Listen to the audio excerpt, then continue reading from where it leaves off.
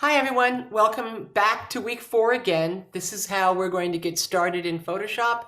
This is the second video. The first one talked about the layout. This one's going to get a lot further into cleaning the edges, again bringing in multiple photos and working with your sketch. So let's start. So as we can see from here, we're going to start with this example of bringing in Kathleen's sketch and then working with some multiple images. And I'll probably jump to different multiple images just to show you how you can begin to bring in other kinds of photographs that have different edges, angular edges, smoke, fire, whatever it may be. You can bring all these pictorial elements into one composite. So let's get started there in Photoshop. So the last time we were talking about was this tree that I like so much. And what I'm going to do now is to bring in the sketch that Kathleen had, because this was her sketch that she had started with. And this was a horizontal sketch, but we are working with a vertical sketch because it's going to be a poster. This was not going to be a poster, therefore it was horizontal. But let's bring in a sketch and get it to be horizontal. Okay, so again, where you can find your layouts, once you've opened everything up, you can open up over here in the far right corner is an arrow. And I'm going to pick up the sketch. And this was a sketch that Kathleen had. So let me close some of these things out. Again, see how big it is. All you have to do is go to View. Remember, all of these menus up here are very intuitive. So if you have a seeing problem, if you see something that you don't want, or you want to see something, you would clearly go under View. So I'm going to zoom out. So it's very good to be sure to peruse all the tools so you can get to see what tools are there. And they all are self-explanatory. So right now I have my sketch, but let's see what is the image. Image size, as we talked about last time. So you see the resolution is 72. I'm bringing this into a 150 resolution.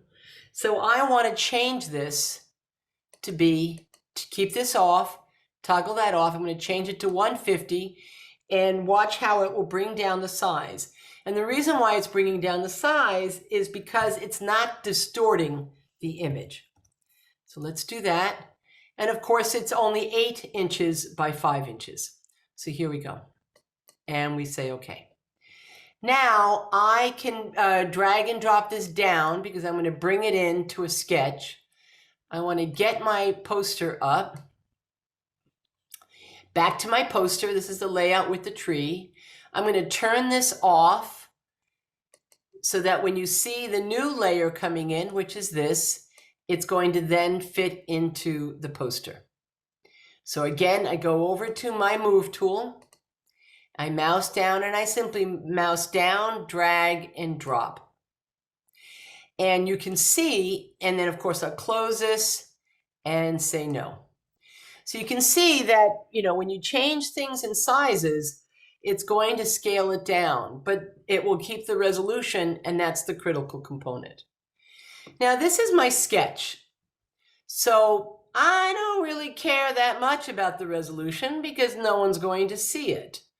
So I can, at this point, only scale it large just for the purposes of design. Not that it's going to be visible at all to the viewer, but it will be visible to me so that I can use this. So again, I'm going to use my transform tool, which is Control-T, and I'm going to scale it up, just keeping the proportion. I'm not stretching it at this point. And I'm bringing this up into a vertical composition. Now, if you did want to distort it for whatever reason, I'm going to see what happened, how it looks, because I am making it a vertical. I am converting a horizontal into a vertical, which is fine. Bring this out a little. Now my shift key is down That is how I'm distorting the image. The shift key is down, getting it to be a little bit less stretchy. And there. I'm good. I'm happy with it. It is now a vertical poster from a horizontal, which is great. And so that is what you're going to do with the sketch that you have chosen. I will be making comments on the discussion board probably Wednesday. So just be sure that look over the notes that your classmates have given you and what I have given you on the sketches that I'm looking at now. So once you've stretched it, you see it still has that blue line. There's two ways to say to Photoshop, I accept this transformation. So often when you make changes, Photoshop is giving you a second opportunity to say, yes, accept this. Or you could do a Control Z. There's two ways to do that. You could either double click right in the image with the mouse, double click, or just click right up here with the check mark. Now it's accepted. So it's on the top. So I'm going to bring it down below the tree. So you can manually move these, which you'll soon find out. And so now I have it so that I can begin to use it as a guide. So now what I'm going to look for next is going to be the cotton candy corn, which is what Kathleen had used in her hyperrealism right over here. So she found a photo, which probably looks like this photo that I found, and she multiplied them to be able to be in her hyperrealism. So that is what I'm going to do and show you how to clean your edges and to isolate images from other photos so that you can bring them in to your photo, because we are bringing multiple images into one composite, and all photos always have a background or an environment that the pictorial element exists. We will go through some that are very easy, and that's what I'm showing to you in this video. I'm showing you how you can bring in multiple images, but the most important thing about this video is that we're going to be cleaning the edges with multiple tools, and that's what we're going to be doing. So I'm going to go through a variety of different images that are a challenge. So let's start with this one. This is fairly easy because it's very contrasty. Contrasty images are much easier to clean up than things that have subtleties of the same values.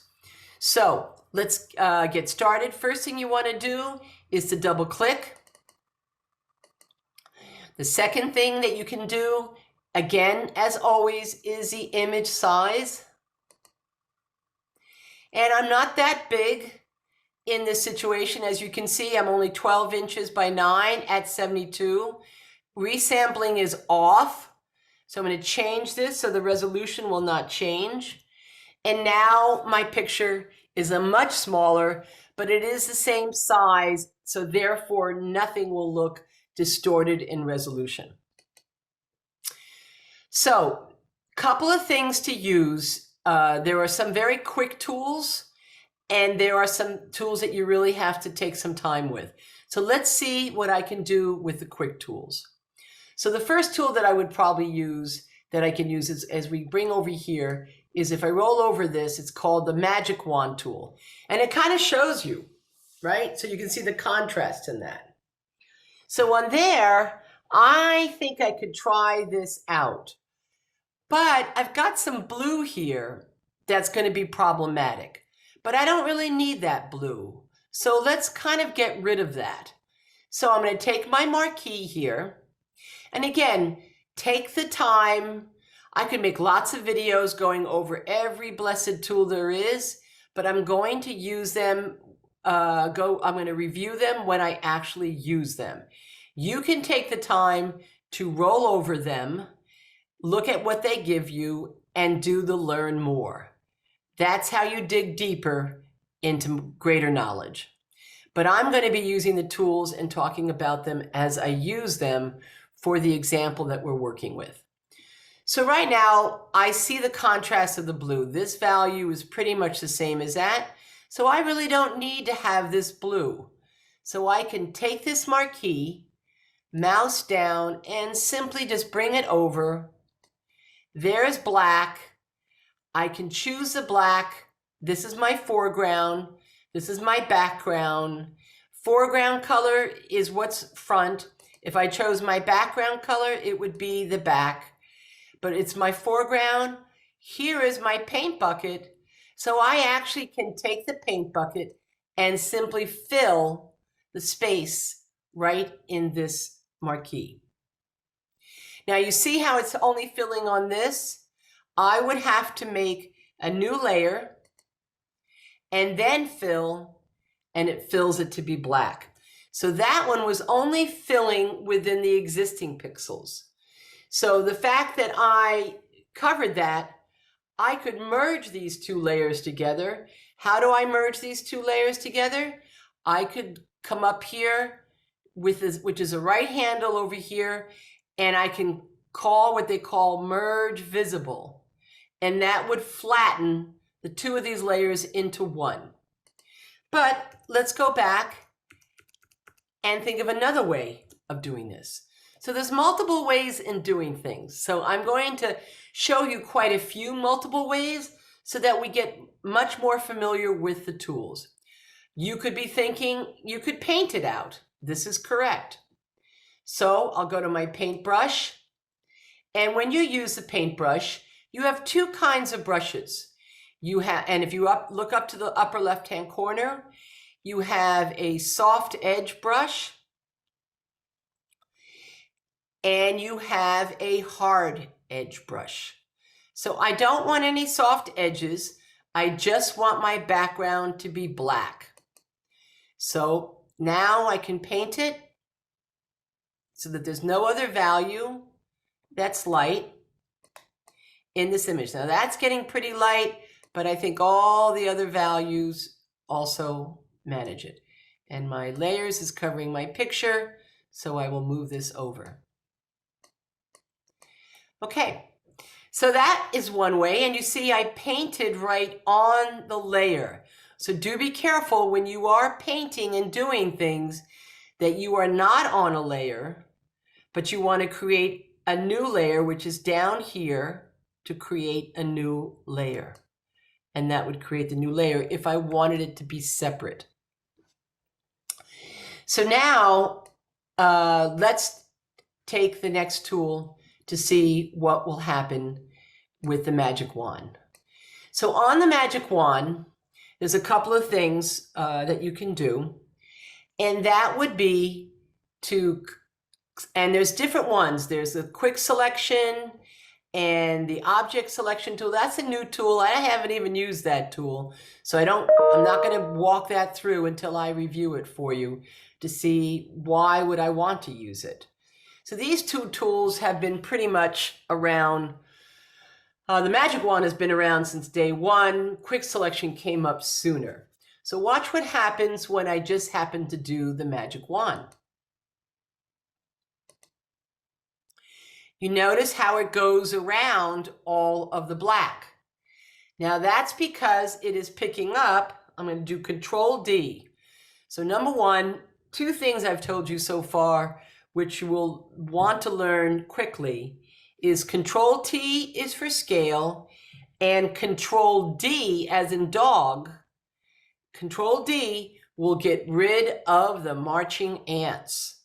So we call these the marching ants because you see they're kind of blinking.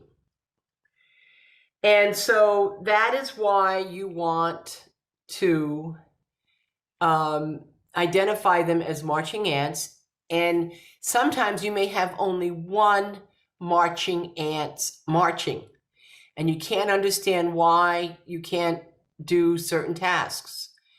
By default, just click Control D and they will go away. So sometimes you don't see the marching ants. Sometimes it's out of view. The important thing is to do Control D when things are just not working. Control D to get rid of your marching ants.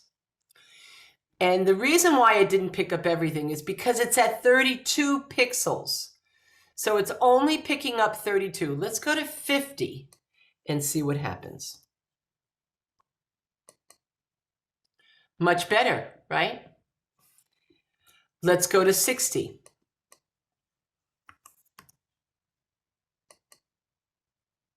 Really much better. Now, you can see where the white is coming in, right? That's because the values are the same. So now I could click within here, but I'm going to, there's lots of ways of doing this. So I'm just showing you the different tools. If I click in this, you see how it's picking up, right? And you can hit the Shift key, but I'm going to give it a little bit more. I'm going to give it 90 now. And I'm going to do Control D again. I'm going to give it 120 or 130.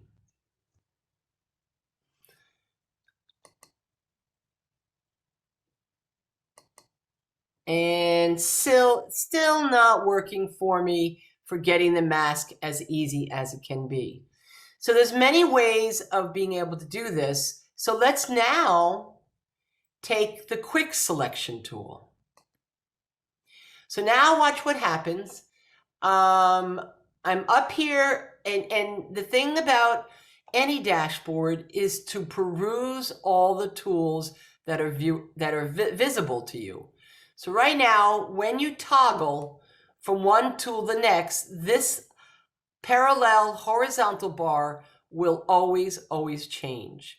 So you always want to give it a heads up to look at it and to see what has changed. Well, first of all, I'm going to bring this back down to 32, which is the default pixel. And then I'm going to go back to my quick select. And now the quick select is plus. So it's picking up things. Now look how clean that is, right? Much cleaner, which is what I'm looking for. And if I clicked it outside, you see I have to keep clicking it. So therefore it doesn't work on the outside, but it works nicely inside. So I'm going to click this. And now I'm like saying, I like this. I'm going to click multiple times. So therefore, I'm going to put the Shift key down and hold it down the entire time. Shift key. And you see, it's picking up exactly what I want, except the edges there, right? So let's just do the tops. And you see it, and you can make your brush to be bigger. So let's make the brush be bigger. Watch what happens when I hit the brackets. The brackets on the keyboard, which is next to P, the brackets on the right, make it bigger. The brackets on the left, make it smaller. So that's a nice shortcut that you'll always want to have. So here, when I click this, you see how much better it is. So now I'm going to go Shift. And you see how nicely it's picking it all up much faster than if I was doing the outside. So this is an idea that you have to play with, just like I'm playing with it. Even though I've known Photoshop since day one, this is getting me what I want to have. But it hasn't gotten the sticks yet. So let's see what happens when I go real small with the quick selection tool. I'm keeping my Shift key down, and now I'm going to get close to this, and I'm going to pick it up like this. So now you see how it's picking it up.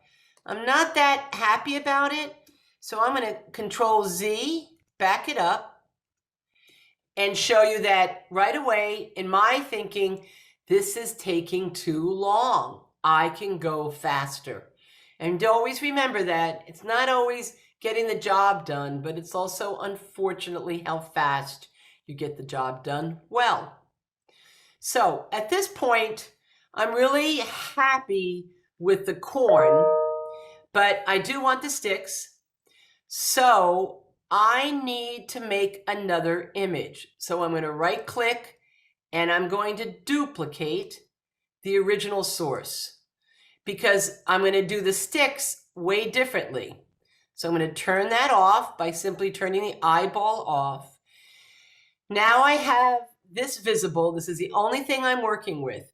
I am so happy with this corn. Now I could get a little better by coming down here. Now I'm going to zoom in with the Z key. And when you zoom in, you get a lot better detail. Come back to here, shift key down again, and I kind of want the Photoshop to say, I recognize that you want this. Now, if I don't want this, as you can see, I'm going to come up here to minus. This is a minus. Shift key again, don't forget, because you don't want to lose the marching ants. And I can go minus. Nope, didn't take the minus. Make sure it's on it. Minus. Oh, did not take it again. Let's make sure it takes it. Ah, there is a bug because it takes the shift key. It's not liking the shift key. So I'm going to hopefully keep the marching ants on all of them as we go along. Here we go. So no problem with the shift key. So you can take the shift key off. What I have found with these new versions, which comes out quite quickly, is sometimes there are bugs. And now I'm going to go shift key now back to plus. And it does, so it does like the plus on there. And now I'm back to adding. So I'm adding that and one more. And I think we're good. Come back out here, view, fit on screen, and there are my candy corns. And I'm very happy with everything. A couple of things I see I could clean up, but I'll do that later. But let's zoom out so you can see this. So again, I'm only focused on one piece. I'll do the sticks next. The important part is that these tools don't do everything for you in one swoop. So, and we'll go back to this to see other tools, to see what tool would be the best for this situation, because it is high contrast to some extent. But the important part right now is to understand the logic of Photoshop. Once you understand the logic of Photoshop, anything that you would like to do with it makes more sense. So the entire program is based on these marching ants. Why? Because the marching ants is your selection. Just like you're in Microsoft Word or Excel, you have to highlight the word to select it, right? To do a dictionary check or spelling, whatever it is. It's the same thing in Photoshop. You have to make a selection to do something to it. Could be a layer, could be a little element such as this. So the marching ants, I got the marching ants where I want them to be because I used specific tools. All of these tools, in most cases, deal with getting the marching ants where you want them to be. So marching ants are really important. And sometimes it takes a long time to get these marching ants. So therefore, they have a tool which is under here called Select. And it is called Save Selection. So it's always in your best interest to always save your marching ants in big, important pictorial elements. So I'm going to do that. I'm going to call it candy corn. Call it things that you know so that you can quickly relate to it. And this is where you begin to create silhouettes that you need for other things, such as Illustrator, right? Getting a silhouette of a maple leaf. Okay, so I've got this saved as if it was a layer. So it's saved if I need to bring it back if I lost it by accident. But what I really want is to get rid of the background. So therefore, what I'm going to come up here under select again. So select has a lot to do with the marching ants. I'm going to come up here and I'm going to inverse. And what that means is that basically the inverse is grabbing the marching ants, but now it's going to grab the outside of the marching ants. And let's do that. Now you know it's successful because you see the marching ants from the point of the candy corn to the edge. And at this point, I can simply go to my keyboard and hit delete. And there is the marching ants. So now it's a little rough edge here. I will clean that up in the next step as I talk about cleaning edges up, which is a lot of these tutorials that I will be doing for you. So let's get it back to fit on screen. So now I'm going to turn this off, and then I'm going to turn this one on. Now again, this is my last source. Often when I'm cleaning things up, I always save the original source. So I'm going to select this layer, and I showed you things that are up in this upper right-hand corner, but you can also do right-click over here, right-click on a mouse, and do duplicate layer. And so now I have it again duplicated, but now I'm only working with the sticks. So at this point, I could use another tool that I will show you. So let's see how good this tool is. This tool is called the Magic Eraser tool. And I'll never forget it in class when a student, this had been a new tool in a new version, and a student said, "Hey, teacher, I just heard about Magic Eraser tool and it's really cool. Try it." And I did, and it's lovely. So that's why I'm showing it to you now. Remember, any of these tools that you have to mouse down when you see a little arrow. So always mouse down arrows on any dashboard you have, and behind door number 2 or 3, you'll see things that you cannot see unless you do that. So mouse down to Magic Eraser, and let's see how good Magic Eraser is. Interestingly enough, it only has it set at 30. That used to be 32. Let's see how 30 is. So I'll click the black, and I'll click here, and you can see it's good, but not that great, right? Let's bring it up to 100.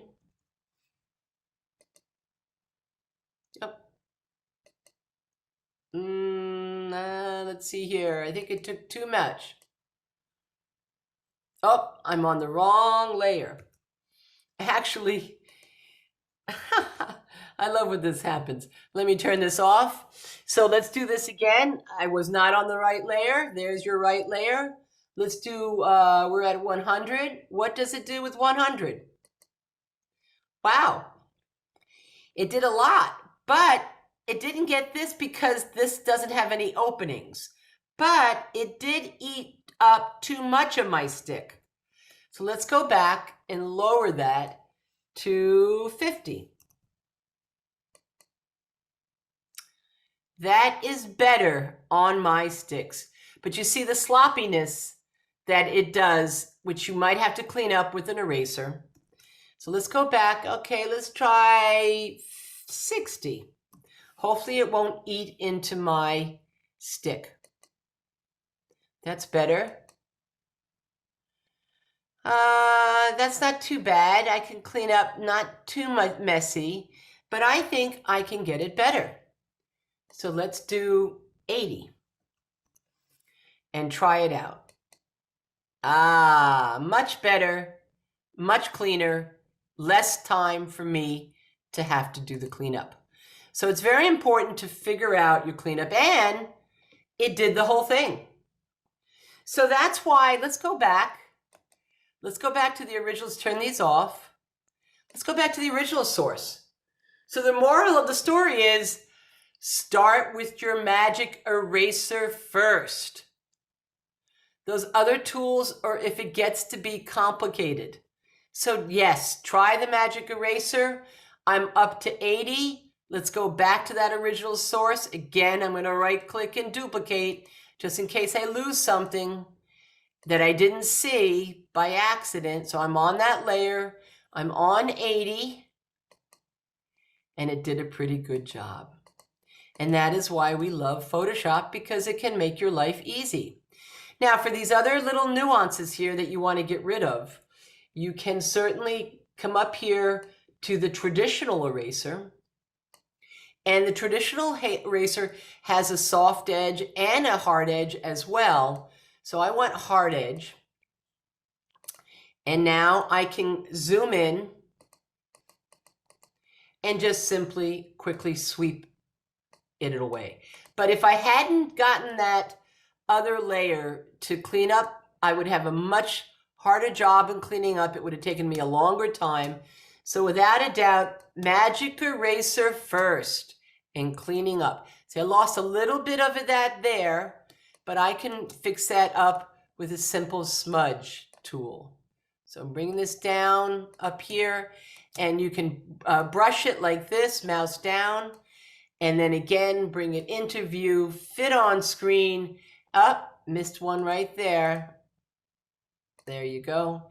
And again, I could bring this up, clean this up a little bit more. Again, brackets on the stroke to get it smaller into the hard places. And I'll show you how to do the marching ants cleanup. And the hard edge is better, see? Much better than what we had before. Look at the difference. See, a little too jagged there. And the magic really worked well, but you do have to change that variable on there. So with that being done, what I can do at this point, let me check my image size again. There's a 150, so I'm good. I'm going to bring this down again. And at this point, because I have layers, I can go File, Save As, and call it Candy Corn. So let's do that. So we want to go to curriculum. Where was I? Digital imaging. Always remember to please be sure to keep your images in one folder so that you have that. So now look below here where it says Photoshop. Very, very important step, because it could be toggled to JPEG. You just don't know. So I'm going to do save. And now my candy corn is saved. And now I'm going to bring it down because I'm going to drag and drop it into my composite. Mouse down. There's my composite. Get the move tool over here. Mouse down on the image. Mouse down and drag and drop. And there are my little candy corns at a very good resolution. And of course, when I get them wherever I want them to be, whatever it may be, you can duplicate, such as this, duplicate, and it will make a layer for you, which is great. So now I can put these behind. Duplicate again, as you can see, and bring again up to the front. Put these behind, and now you see up. Let's get that in front, move that, and now that's in front. And now I'm getting all my lovely candy canes that I wanted to see, which is what Kathleen did in laying it down like this. Okay, we got lots of videos to watch. This one happened to talk about the eraser tool, the magic selection tool. Let's go back so you can refresh this. We really covered the quick selection and the eraser tool today for simply getting things done in the background. Those two tools are going to be one of your most important tools to extract the background. We'll do more, and those videos will follow as well. Okay, see you in the next one. Bye-bye.